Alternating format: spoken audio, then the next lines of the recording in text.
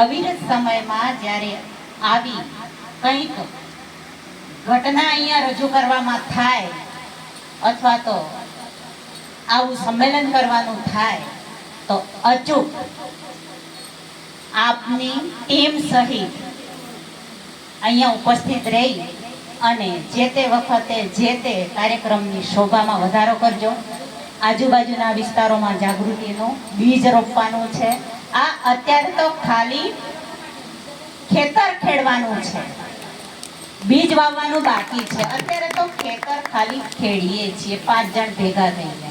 મને એમ થયું ખાલી ખેતર ખેડીએ અને પછી એની અંદર ખાતર ઉમેરશું, છાણિયું, અને પછી બેવડાવીને આપણે ખેતર ખેડીને બીજ વાવશું તો 12 મહિને, 2 વર્ષે, 25 વર્ષે એ બીજ ઉગી નીકળશે અને અવિરત સમયના જે વૃક્ષો છે, બાળકો છે, એના ફળ મીઠા થાય એવી અત્યારે બીજ વાવવાની તૈયારી રૂપિયા ખેતર ખેડવાની વાત છે. તો આજના આ જે કાર્યક્રમમાં હજી આપણે કાર્યક્રમ થોડો ચાલવાનો છે, પૂરો નથી કરી દેવાનો. હજી પુનાજીભાઈનો ખૂબ ખૂબ પસીનો પડાવી લેવાનો છે. પણ આજના કાર્યક્રમમાં જે કોઈ વ્યક્તિઓ સમય કાઢીને અહીંયા આવ્યા છો તો એક આપણી આદિવાસી પરંપરા મુજબ એની આગતા સ્વાગતા શાબ્દિક તો હોય જ, પણ એની સાથે કુદરતે અર્પેલા ફળ પુષ્પ એનો આપણે ઉપયોગ કરીને એમને આવકારીએ છીએ. આજના કાર્યક્રમના એક અધ્યક્ષ તરીકે હું કિશનજી મહારાજને બિરાજમાન કહું છું. તો અમારા વડીલશ્રી, મારા જેઠશ્રી અહીંયા ઉપસ્થિત છે. તો તમને આવકારવા માટે મારા જેઠશ્રી છે તમને ફૂલ અર્પીને તમારું સ્વાગત કરશે. ધીમે ધીમે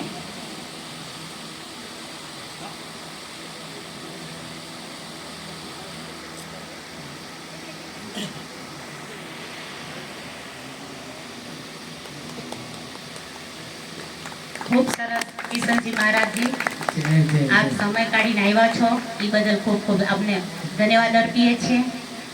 હવે આપણા ગુજરાતના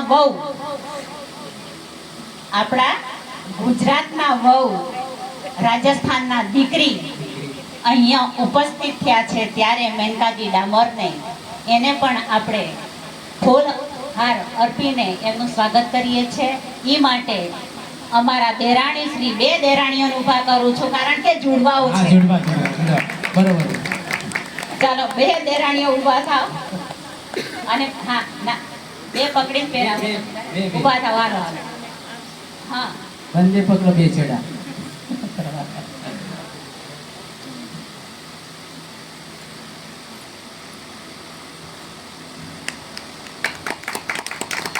એટલે એક દેરાણીનું નામ લઈએ તો ખોટું લાગે, એના કરતા 2 દેરાણી નામ લઈએ તો વધારે સારું, કારણ કે જુડવાઓ છે દિયર. ચાલો, આજની આ ભજન કીર્તનની જે મંડળી છે એ મંડળીના પ્રમુખ તરીકે હું પુનાજીભાઈ ને આવકારવા માટે, એમનું સ્વાગત કરવા માટે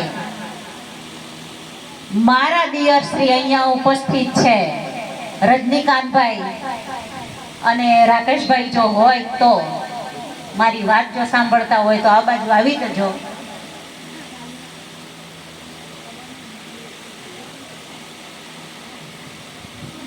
રાકેશભાઈ તબિયાત, કારણ કે 2 જુડવા છે એટલે એમની સાથે જ હોય ને.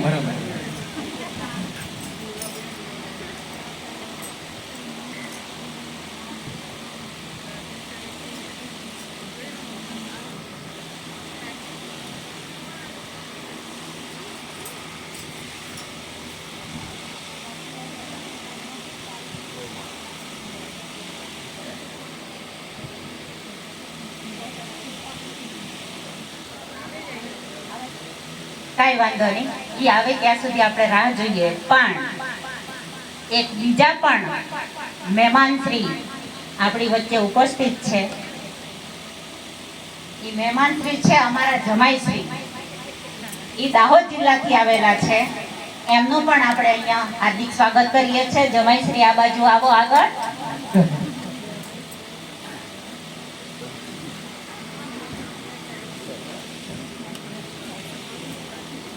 હાલો જમાઈશ્રી પહેલા આવી જાઓ, પછી પુનાભાઈ ગંછાલીનું સ્વાગત કરી આગળ આવો. અને એમનું સ્વાગત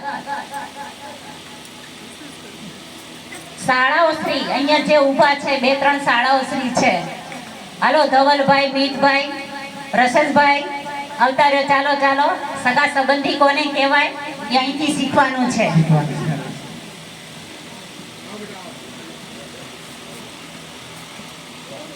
હાલો ઉત્પલભાઈ, ડીશ મૂકી દો થોડીક વાર, બહેનો આપી દો. આવતા રહ્યો આ બાજુ. ચલો છેક ત્યાંથી ટાઈમ કાઢીને આવ્યા હોય એટલે સ્વાભાવિક છે.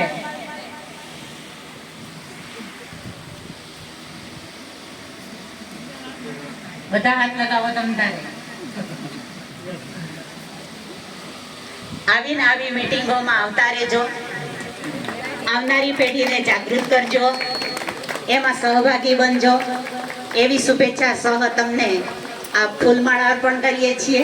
જય જોહાર, જય આદિવાસી. હવે રાકેશભાઈ તબિયાર અને રજનીકાંતભાઈ તબિયાર આજની ભજન મંડળીના જે મેઇન પ્રમુખ તરીકે પુનાજીભાઈ ઘનસાલી છે, એમનું સ્વાગત કરે છે.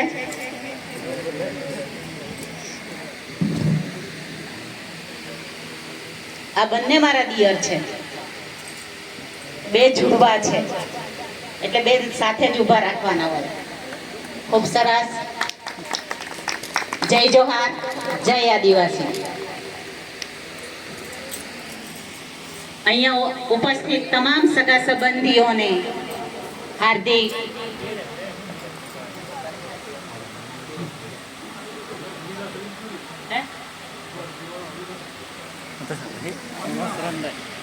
હેલો અવિનાશભાઈ જોજરીવાળા, ઊભા થો. છેક તમે ત્યાંથી આવ્યા છો.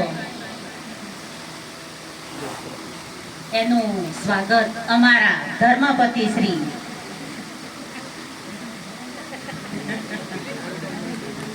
Most welcome. આવો અહીંયા.